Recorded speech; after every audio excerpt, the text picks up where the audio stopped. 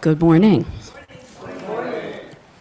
And welcome to the First Parish Church of Stowe and Acton, a welcoming and spiritual community. My name is Meg Rivers-Wright, and I coordinate parish administration and membership. For those visiting FPC for the first time, we welcome you. Please let us know you were here by filling out one of our visitor information cards in the pews and hand it to an usher, drop it in the plate, or hand it to me, and I will be seated in the back. If you would like a large print order of service or hymnal or an assisted listening device, please ask one of our ushers. Our assisted listening devices are actually small radios. So you just tune into one particular station, and anyone is welcome to use one of these to listen to the service from another space in or around the building. After the service, please join us for coffee and conversation in our fellowship hall, which is one level down at the other end of our building, that way, or in a breakout room if you're joining us online. I'd like to draw your attention to the announcements in our order of service, which are inside the second sheet. Somebody worked really hard on those. So they're worth reading. And there's a lot of great stuff going on here. Let's see. And also invite you to check out our webpage for more information, and you can also sign up there for our newsletter and email alerts, and I will send you things if you want. And now, let us come together for a time of community, singing, and worship. But first, I would like you to know a couple things. A cell phone was found in the parking lot, one of the spots closest to the stalls. So if you're missing a phone, come see me. I have a couple. Okay. Yeah. Great. Thanks. Also, I'd like to remind you that our Transgender Day of Remembrance service is this evening at 7 p.m. It's not being held here this year. We're trying to build it into an area-wide service, so this year it's at the Unitarian Church in Hudson, which is right on Main Street there in Hudson. So I hope to see some of you there this evening. And also, we have a special announcement this morning from Russ Hart about our, well, you tell us, come on. Why should I tell them what you're going to tell them?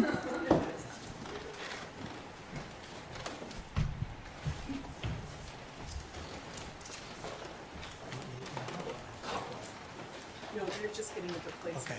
So they'll be Okay. right after you're done. Okay. Yeah, so let me tell it like it is. Good morning, I'm Russell Hart, and I'm here speaking on behalf of Bob Tabor and his wife Vicki, who 19 years ago, as a congregant in this church, responded to the humanitarian crisis in India after a tsunami struck the East Coast, which resulted in the loss of thousands of lives, many of them children. While there, for the sake of brevity, let me just say that he worked with several NGOs and also developed many projects on his own that resulted in the sparing of many lives, whether it be making sure that rice got delivered to remote villages where people were starving, or whether it be working to reduce communicable diseases.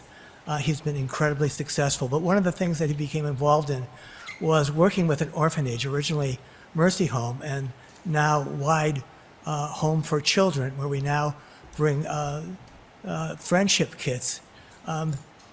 During my first trip, I met a young woman in her teens who, along with her sister, ended up in the orphanage because her mother had the audacity, her mother, who was a Muslim, had the audacity to marry a Hindu, and her family murdered her because she had the audacity to do so. So Esther and her sister ended up in the orphanage where they essentially grew up. I also met a couple of young children who were abandoned basically by their families and ended up in Mumbai, living in the temple where they knew they would be safe. I think the ages at that time were 7 and 5, and they were begging for food. And someone found them and brought them to the orphanage in Tirunelveli, which the city where we go. There's also a woman who I met who was married off at age 12, and after several beatings by her husband, fled and was able to get away by the time she was 14, was found living in this destitute life and was taken to the orphanage. But I want you to know the kinds of kids that we see at the orphanage and who you're contributing to. We never really much talk about that, so I think it's really useful for you to know that. At the orphanage, children are well cared for and well nurtured. However, they don't receive a lot of personal attention. When Bob and I arrived with the FPC friendship kits, there's overwhelming joy. And it's hard for anyone to fully understand how meaningful and joyful it is for these children to receive our friendship kits. They arrive with these toys and also with the photographs from all of you. I wish you could witness what it's like to see how your generosity is experienced by these children. As I like to say, it's both heartwarming and heartbreaking at the same time.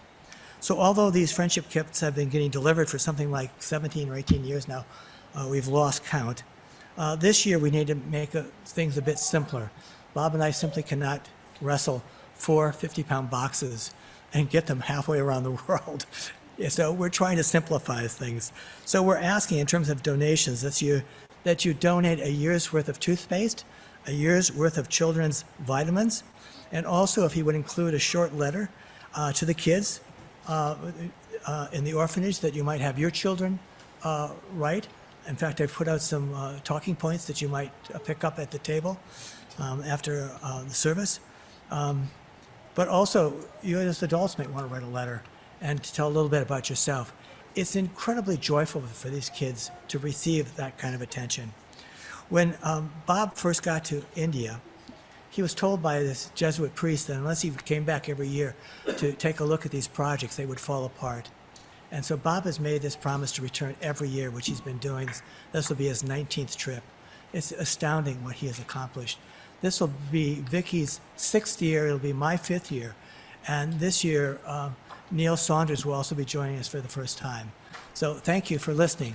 I'll see you at the table. Take care.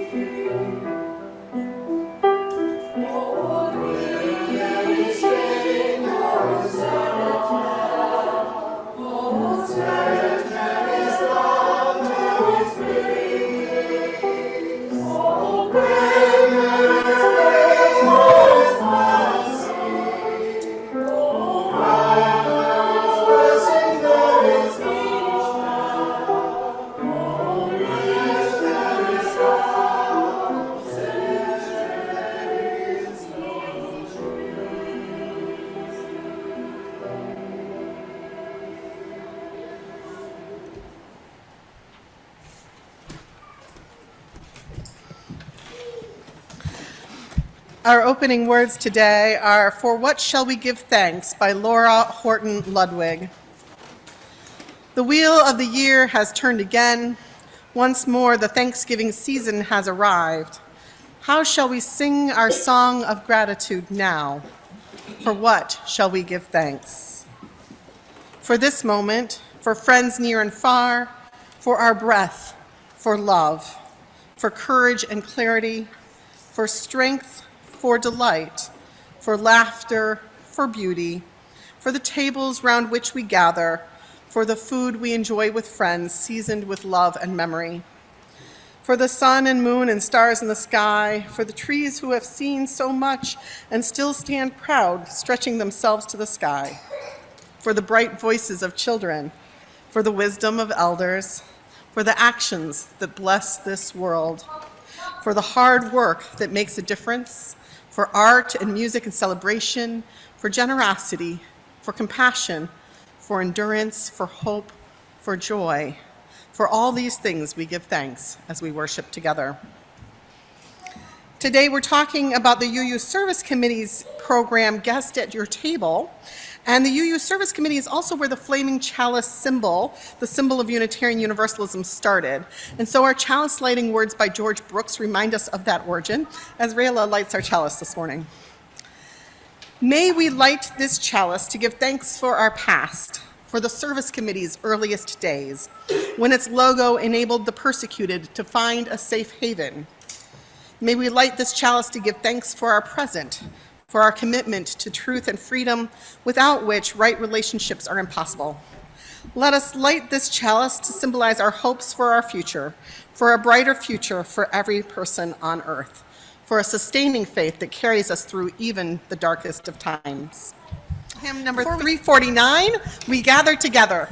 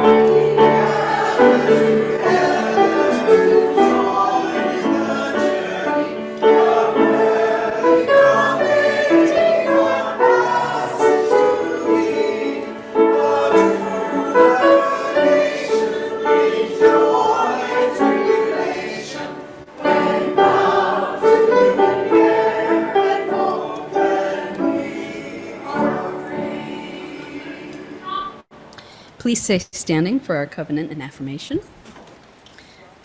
These are inside your program if you're new to the church. Covenant is on the left and affirmation is on the right. Love is the spirit of our church and service its law. This is our great covenant, to dwell together in peace, to seek the truth in love, and to help one another.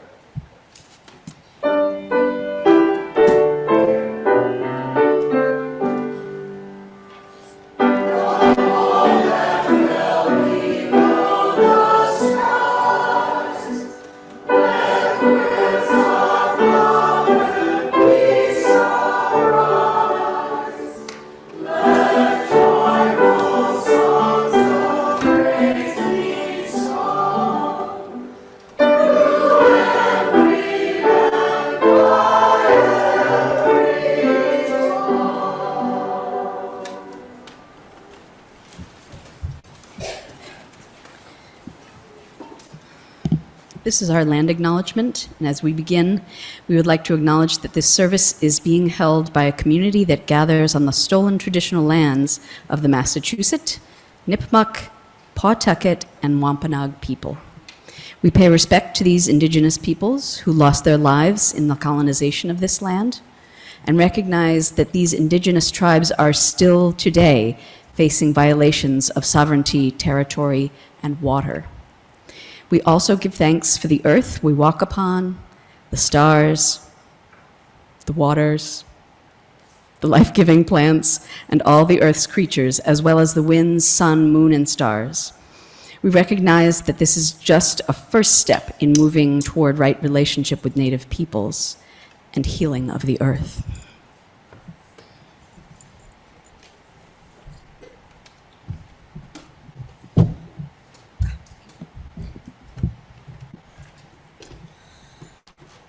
I'd like to begin with a reading by the Reverend Daniel Gregoire, who is a minister at the UU Church of Grafton and Upton. He preached here a couple of years ago, but many of you were at Ferry Beach at the time. He wrote this in 2018, and it's titled A Cause for Thanksgiving, ? It begins with a quote. "A people without the knowledge of their past history, origin, and culture is like a tree without roots." Marcus Garvey. Living in the beautiful hill country of central Massachusetts, in the very heart of New England, it feels like history is very close to the surface, ever present and alive. History is very present with me now as we approach an anniversary of our national and religious history.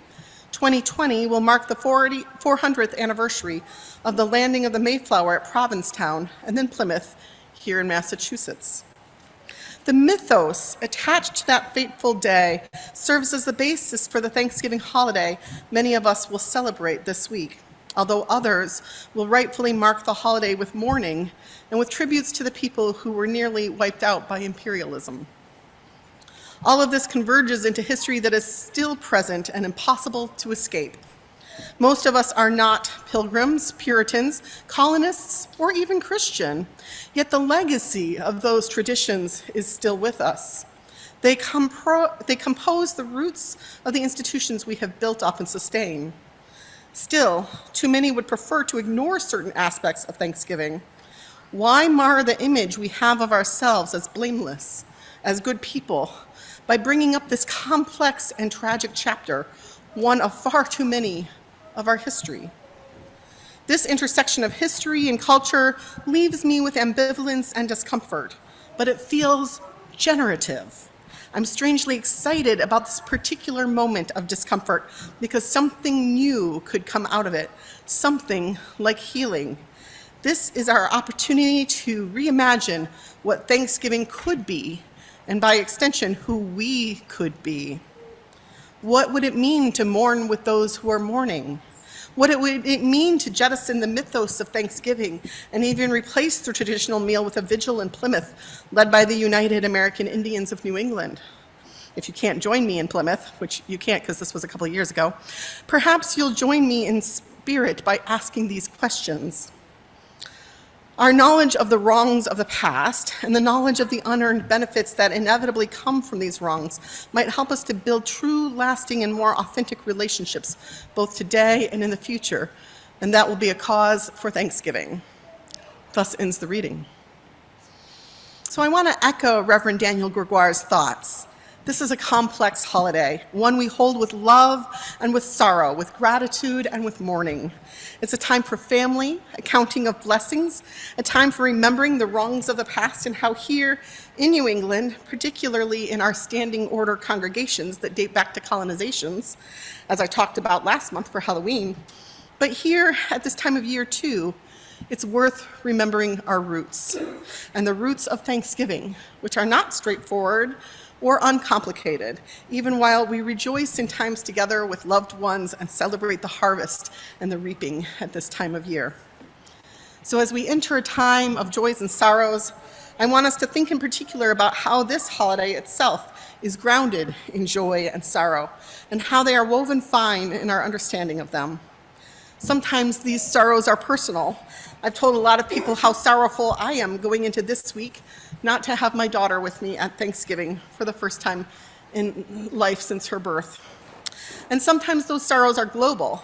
The sorrows of families divided by war and bombing, by hostages still not freed, by people fleeing their homes for safety, by people lost. Sometimes the sorrows are historic and cultural, remembering how Native peoples were driven off this land in violent and inhumane ways. And every week we say our land acknowledgement and recognize in it that this statement is just a beginning. And every year at Thanksgiving, we talk about the complexity of this holiday. But I invite you to take a step today beyond that beginning of understanding and recognition and think about something further you can do. I'm committing that if I go shopping over the holiday weekend, I will purchase something from an Indigenous-owned business. That's my small commitment to something further this year.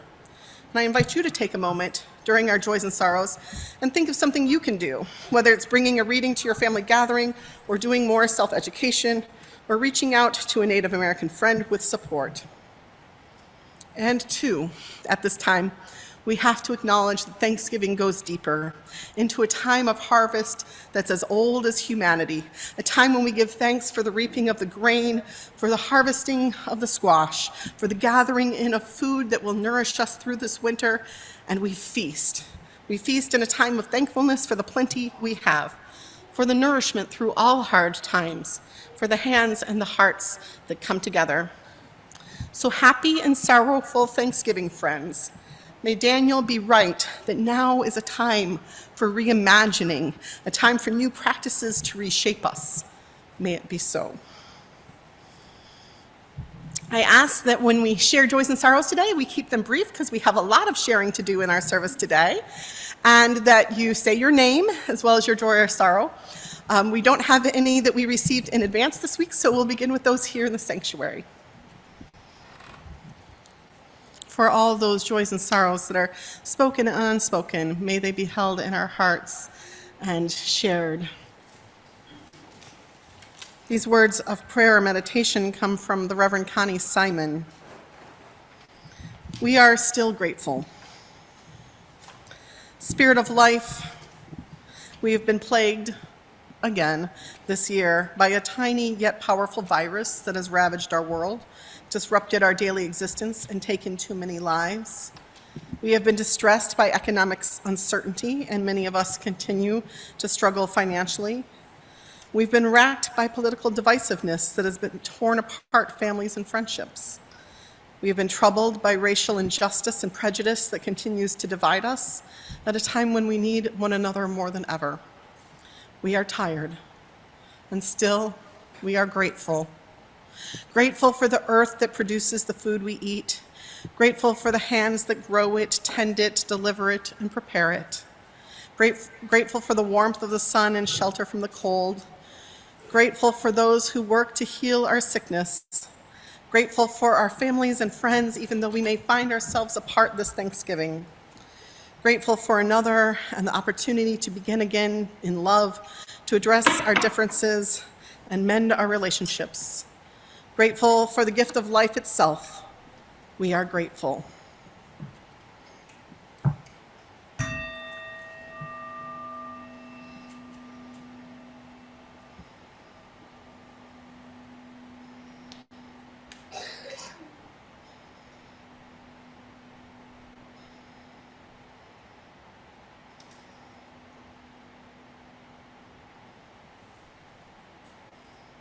Blessed be. And amen. Our plate is shared this month with the Food Project, a very appropriate thing for us to be thinking about of how we nurture and feed the world, feed each other at this time of year as we celebrate Thanksgiving. Please give generously and enjoy this piece from our choir.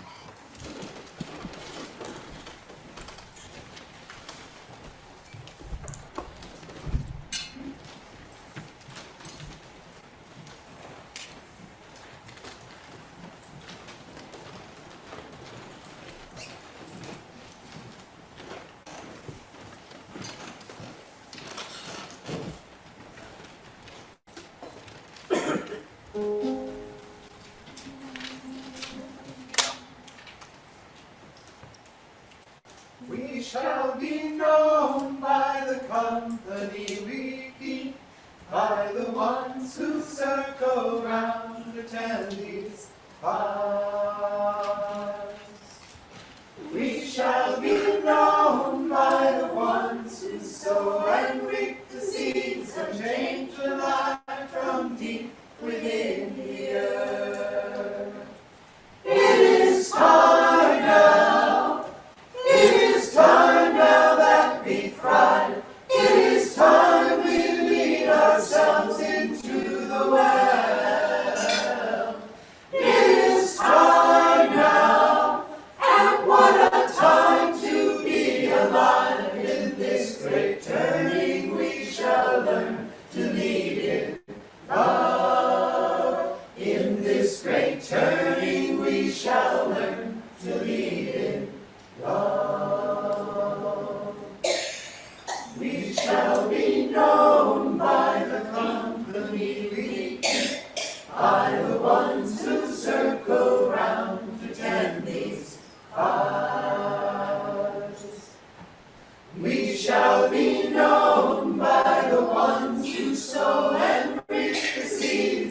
change the life from deep within the earth. It is time now. It is time now that we thrive. It is time we lead ourselves into the well.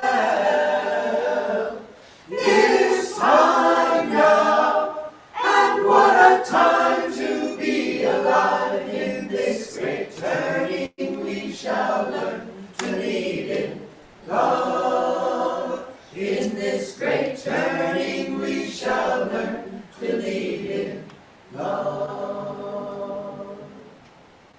We shall be known by the company we keep, by the ones who circle round the Tammy's arms. We shall be known by the ones who sow and reap the seeds of change alive from deep within the earth. It is time now. It is time now that we thrive. It is time we lead ourselves into the well. It is time now, and what a time to be alive. In this great turning we shall learn to lead in love. In this great turning we shall learn to lead in love. In this great turning we shall learn to lead in love. In this great turning we shall learn to lead in love.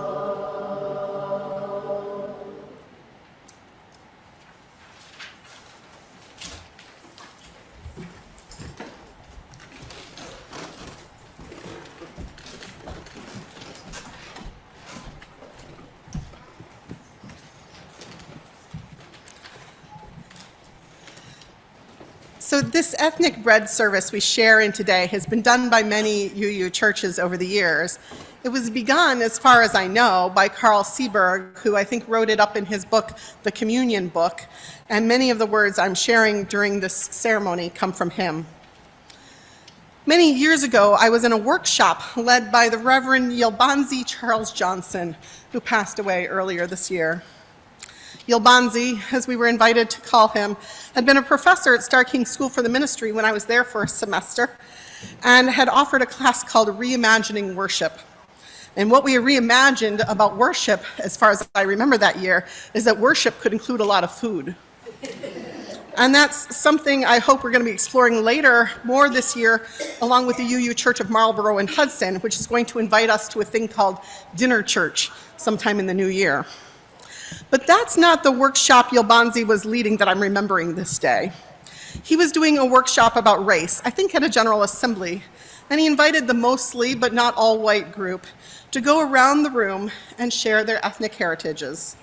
And some African Americans shared what they knew of about where in Africa their family had come from. Others did not know. Other people of color shared where they were from.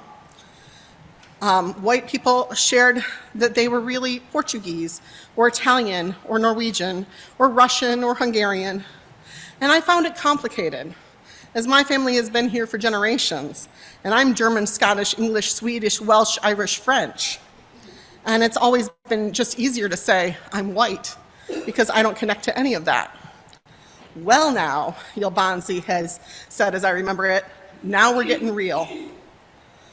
But for Yelbanzi, he said at the end of this going around the room, he was much more comfortable now in the room, now that we aren't just a sea of white folks, but shared in our true ethnic identity, even me.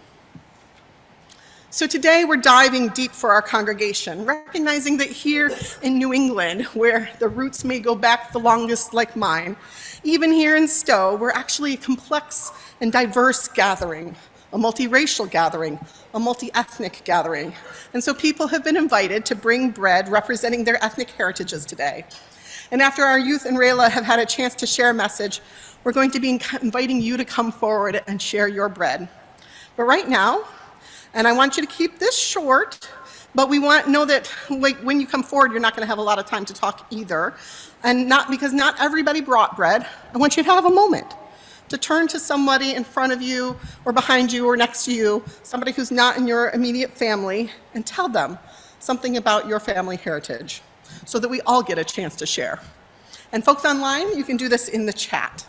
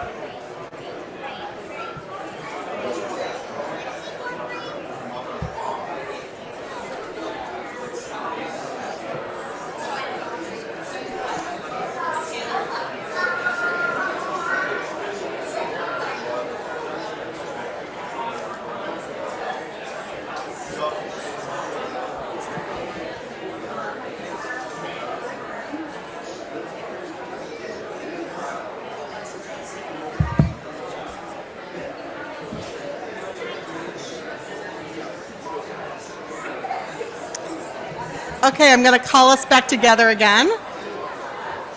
I know you're all still deep in conversation, but that could go on. And those of you who did not bring bread, just those of you who did not bring any bread, feel free to just call out a word or two that represents something of your heritage.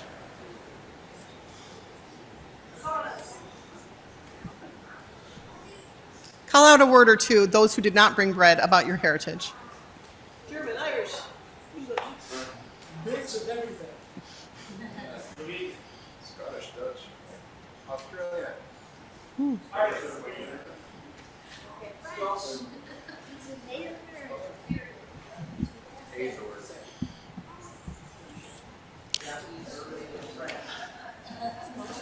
Thank you. Go ahead. Heritage means what countries did the people like your grandparents and great-grandparents come from? Yeah. Thank you for asking. Yes, and thank you all for sharing.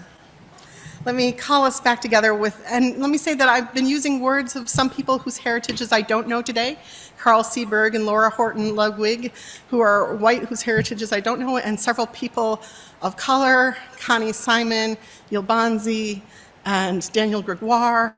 And now these are the words of the Jewish UU poet and minister Lynn Unger from her poem titled Blessing the Bread. Baruch atah Adonai, Eloheinu melech ha'olam, hamotzi lachem min haaretz. Surely the earth is heavy with this rhythm, the stretch and pull of bread, the folding in across the palms, as if the lines of my hands could chart a map across the dough, mold flour and water into the cross-hatchings of my life. I do not believe in palmistry, but when I study my hands for promises when no one is around, I do not believe in magic, but I probe the dough for signs of life, willing it to rise, to take shape, to feed me. I do not believe in palmistry and magic, but something happens in the kneading dough or massaging flesh. An imprint of the hand remains on the bodies we have touched. This is the lifeline, the etched path from hand to grain to earth, the transmutation of the elements that touch, the making of miracles on which we unwilling depend.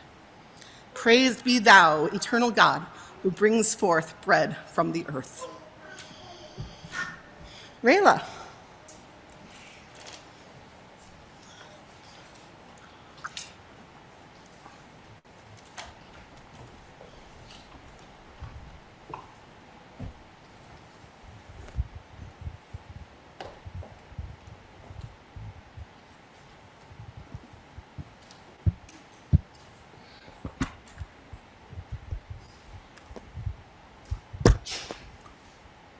Okay.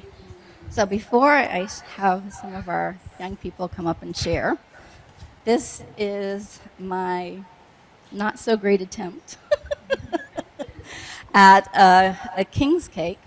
So from age 8 to age 18, I lived in Louisiana. And like I've mentioned before, we celebrate Mardi Gras. And one of the important parts of Mardi Gras is the king cake. And usually inside of a king cake, there would be a little baby. And whoever found the baby was the belle or the king or the queen or what have you of the evening. And they were also the next ones to host the next party. Well, as you can imagine, it was hard to find a little Mardi Gras baby in New England to put in my cake. And when I looked online to order one, they came in packs of 50. And I don't need 50 babies, so my king cake does not have a little baby inside for you all. Also, the colors of Mardi Gras are gold, green, and purple, which is sprinkled in sugar on top. And I can't tell you how many stores I went to find gold, green, and we're going to pretend this blue is purple sugar, as for some reason, New Englanders don't want to have purple sugar because y'all aren't Louisiana, but that's okay. And our colors, gold means power, green means faith, purple means justice, and together all the colors signify the unity of all our faiths.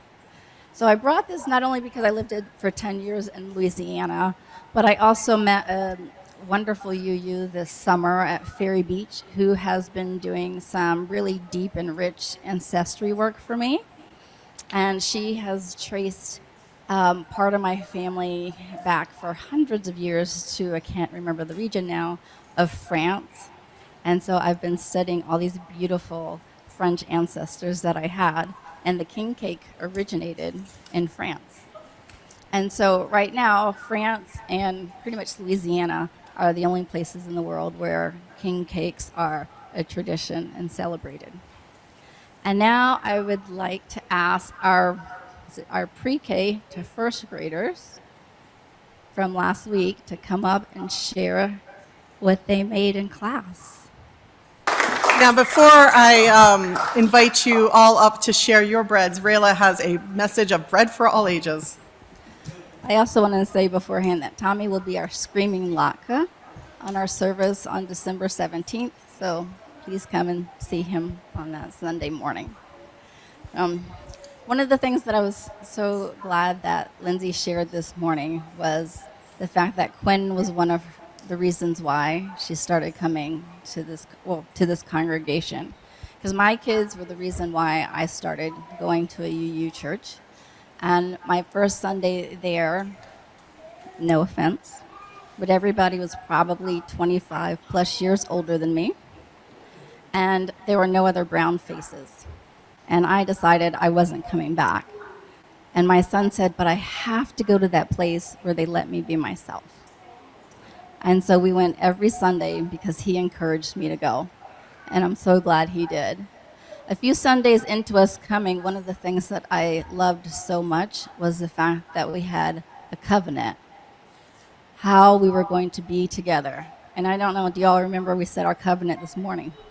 And we say it every Sunday, right? We're going to dwell together in peace, seek the truth in love, right? And I loved those words. So one of the things we do in RE is we have the children and youth in their classes come up with their own covenant. How do they want to be together in class? This summer when I was at Ferry Beach, one of our younger groups was working on their covenant, and they're what I call our COVID kids, and that they missed RE for several years. And so they had no clue what in the world a covenant was, right? So we explained it to them, and they started saying things like, we will have nice hands with each other, right? We will take turns. We will share. We will listen when our friends are saying something important, right? We will care for one another. And then one young girl said, and we will have bread. And all the adults stopped, and we were like, bread? Well, I've never had a covenant that had bread. And so we thought about it and we thought, you know what? I do like having bread. I like having bread with other people. I like making bread for people. And so we decided to leave bread on their covenant. And ever since then, every time I work on a covenant, I always remember it's very important to have bread. Why? So last week when our young ones were making bread, they learned together. When you make bread together, you're working on math, right? You're working on science. You're working on friendship. You're working on sharing. You're working on taking turns, right? All of these things that we hold dear to us in our UU faith come out in the sharing and the making of bread. So I want y'all to remember every time you work on a covenant in a group, it is very important to add bread. And now, as we covenant together, we will add bread. I invite you all to come forward and share the breads that you have brought today and place them on the table. And then after that, don't worry about cutting them, and that's our worship committee members are going to help out with that in a moment. Come on up.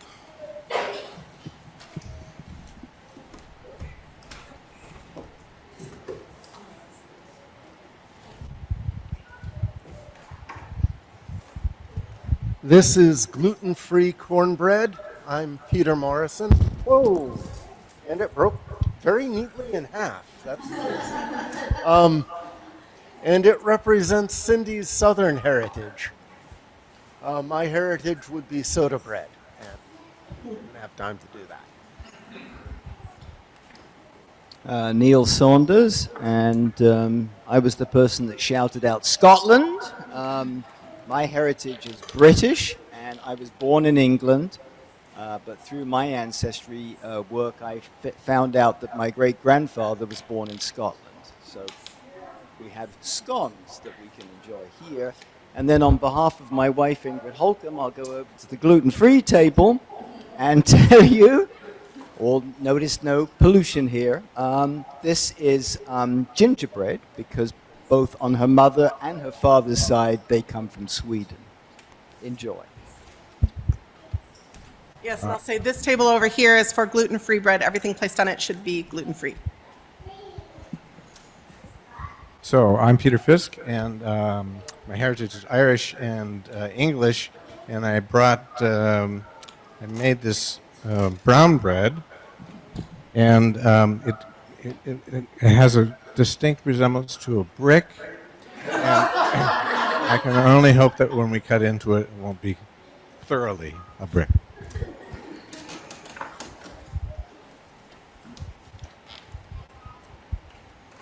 Abraham, my wife was my children's husband's heritage, and did a Polish Easter babka. A Polish what? Looks like that. Okay. It's a Polish Easter babka.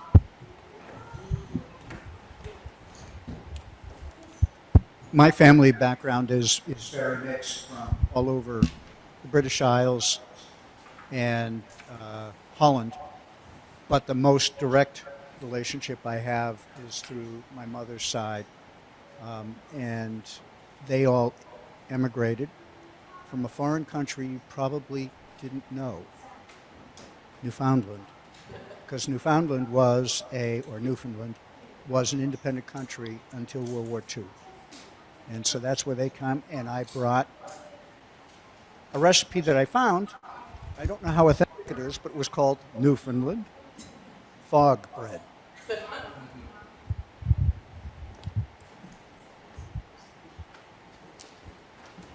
Hi, I'm Kelsey Peterson, and my family heritage ranges from Swedish to German and French and English and Scottish and a variety of other, mostly Western European places.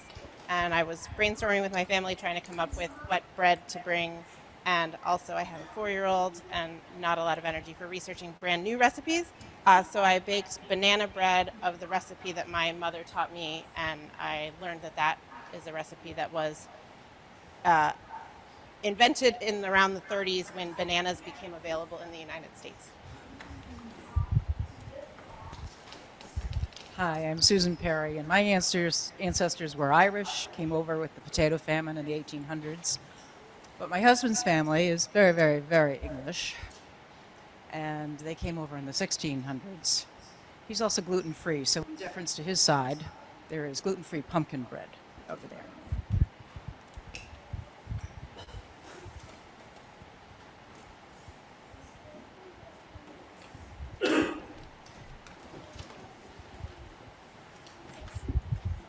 My name is Barbara, and my heritage is Czech through and through. Bohemia, not Slovakia. And I honestly don't know if there is a Czech bread. My mother was not much of a baker. She was not much of a cook. So I don't have that background, but I did pick up something called babka, which I think is Polish, which is close enough to Czech.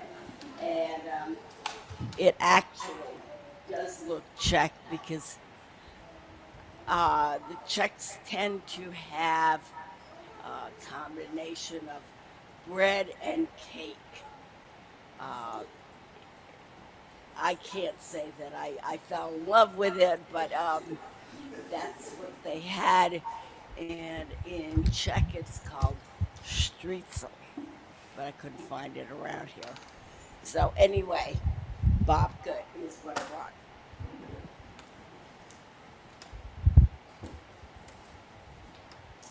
Is there anyone online who made bread for this day who would like to tell about their bread?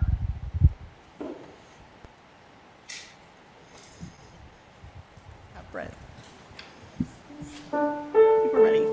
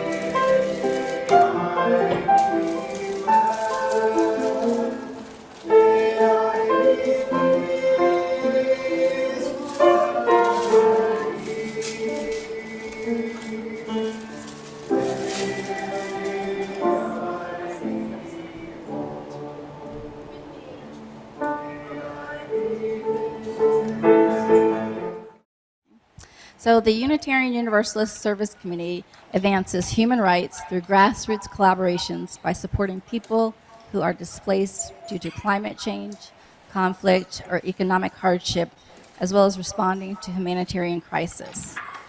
Guest at Your Table is the longest established fundraising and educational program for congregations to participate in the efforts to advance human rights. Our guests are the folks who need support through our financial efforts. This year, donations from a congregation over $150 are eligible to be matched by the UU congregation at Shelter Rock in New York. When you get your papers, oops, where'd my box go? The first 2 colored papers, you're gonna cut them out following the directions, fold them, and it will make a box similar to this. If you or someone you ask gives a donation, you're gonna put their name and the amount. If they give a check, please have them write it out to FPC, and then we'll write out 1 check after that. All the boxes can be returned to me or to Meg within the next few weeks. We're going to continue handing out guest at your table boxes, and if you didn't get all 3 sheets, we'll have some up here at the end that you can grab as well. And please rise in body and spirit and join in our closing hymn, which is number 1051 in your teal hymnals.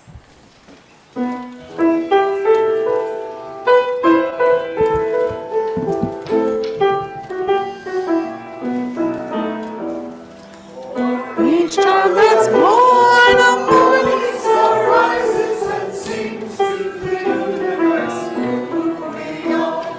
For each child that's born, a morning star rises and sings to the universe who we are.